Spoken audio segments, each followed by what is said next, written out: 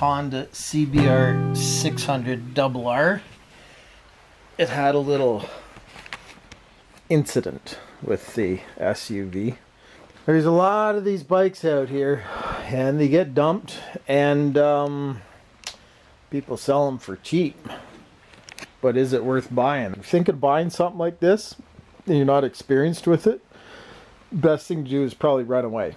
This one, the fairing stay is caved in, and so the bars just don't even turn all the way anymore because it's kind of squished on the front. So you got to strip it down, look at the frame, and see what you're dealing with, because you really can't tell when it's all wrapped in plastic like this. Be very aware of the pitfalls of buying one of these, and be very wary of buying any crash motorcycle, especially these ones, because they're so marginally constructed and they're so thin gauge. Everything's light for weight savings, and so when they go down, they're kind of like dropping an egg. It just, they break apart and they're hard to put back together the way they were. For one, the parts are prohibitively expensive, and then even if you could get the parts and were willing to do it, a lot of the times they're discontinued with a bike of this vintage. This is an 06 CBR. This is an 06 CBR 600 RR. So, year 2024, 20 years on, thereabouts. A lot of the stuff's discontinued. You can get the Chinese aftermarket plastic. They never fit well. They never line up. They look the part once they're on. A lot of times the holes aren't drilled. They don't quite fit. You have to drill holes and use your imagination, and they're a pretty crappy product all around. They're very tempting because they're only $500 US, shipped to your door for a complete set, fully painted, as compared to, $2,000-$3,000 for the OEM stuff. So, but these bikes, once they're down, they're a tough one to fix. We're gonna strip this down and see where we're at with it. Make sure there's no structural frame damage. The fairing stay is crushed down. The brakes have no fluid in them, so that's suspicious. Probably lines. Who knows? Who knows with this stuff? And everything's plastic. I mean, once they go down, they're like I said, dropping an egg. They're just so vulnerable.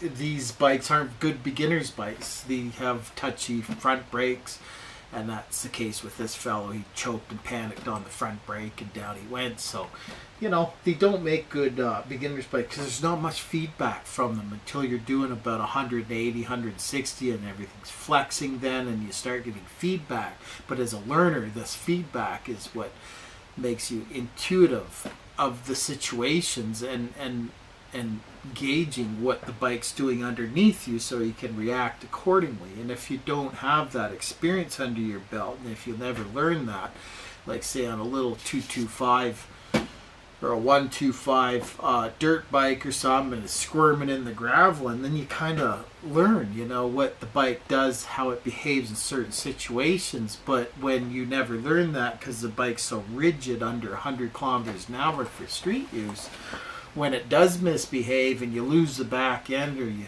start to lose the front end, you like before you lose the front end, you can always feel it. It's kind of slipping. So these 600s aren't good learner's bikes at all. I highly recommend not buying one of these if you're learning. Buy just a mundane sit upright motorcycle and swallow your pride and learn on that. That's the best way to go about it.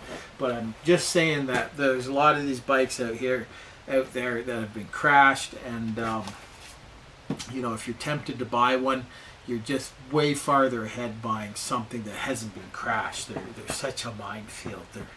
There's so many pitfalls with getting into a project bike like this, and plus if you don't have a good vast experience under your belt with what to look for and the frame damage, and because the aluminum cracks on these frames, and it can be really quite dangerous, if you're doing speed around a corner, and it can set up for a wobble, and spit you off into oncoming traffic or whatever. I mean, it happens, and so it's very imperative that you know what the hell you're doing with these things when you're going to put something like this back on the road.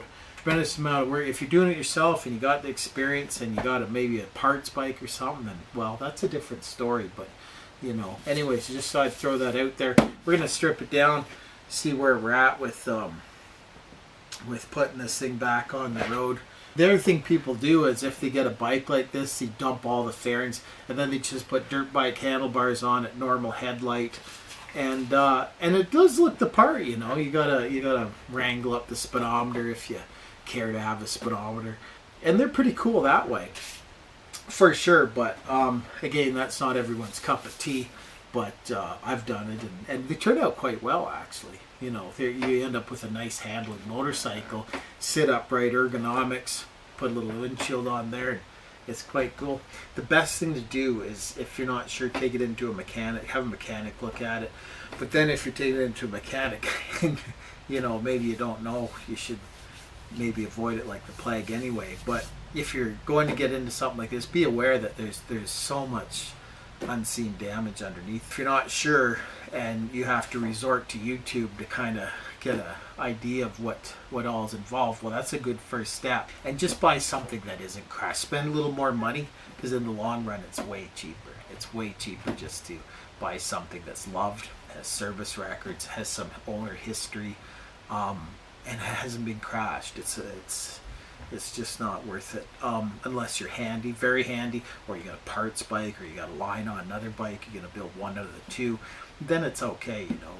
But to just start buying parts from Honda, yeah, it's not worth it, because the bike's only worth, you know, $3-4 grand anyway. So anyways, yeah, I'll strip it down. We'll see where we're at. There we go. Looks better already. Got the front fairing all stripped apart.